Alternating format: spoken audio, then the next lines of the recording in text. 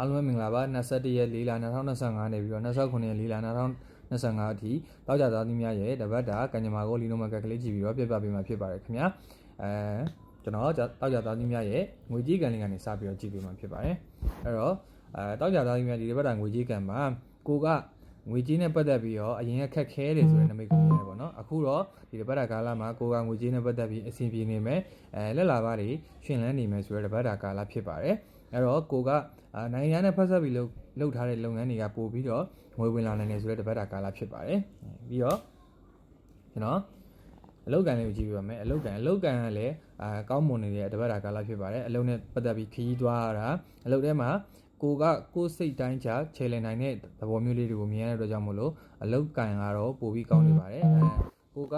ပိုင်ရှင်ဆိုလို့ရှိရင်လည်းအောက်လက်ငယ်သားကိုတေချာထိန်းချုပ်နိုင်မယ်ဆိုတဲ့တပတ်တာကာလဖြစ်ပါတယ်အလုပ်ကံလေးလည်းကောင်းနေပါတယ်အဲ့တော့ကျွန်တော်အချီးကိုကြည့်ပြပါမယ်တောက်ကြသားသမီးများအချီးကတော့ကိုယ့်ရဲ့ချစ်သူကိုသူများကစနိုက်ကြော်တာခိုးယူတာကိုယ့်ရဲ့အချစ်တွေကိုသူများလူယူတာဒါမျိုးလေးတွေကြုံလာနိုင်တဲ့တပတ်တာကာလဖြစ်ပါတယ်အဲ့တော့အချီးကံလေးကတော့ညံ့နေပါတယ်ဆက်လက်ပြီးတော့အိမ်တော်ကြီးကံမှာလေကိုကအမျိုးသမီးနဲ့ပတ်သက်ပြီးတော့နော်စိတ်ပူပင်ရတာစိတ်လေးလံရတာတွေ့ဝေနေရတာဒါမျိုးလေးတွေဖြစ်နေတဲ့တပတ်တာကာလဖြစ်ပါတယ်အိမ်တော်ကြီးကံလေးကတော့အနေငယ်ညံ့နေလို့မြင်ရပါတယ်ဆက်လက်ပြီးတော့တောက်ကြသားသမီးများရဲ့ကျမ်းမာရေးကလည်းအလေးပင်မာတာကိုတော့ရှောင်းမဲ့တပတ်တာကာလဖြစ်ပါတယ်အလေးပင်ပြီးတော့ရေနဲ့ပတ်သက်တာတွေရှောင်းမယ်ရေနဲ့ပတ်သက်တာဆိုတာအခုမှရေချိုးမှတက်တယ်ပြီးတော့အလေးပင်မရင်အောက်ပိုင်း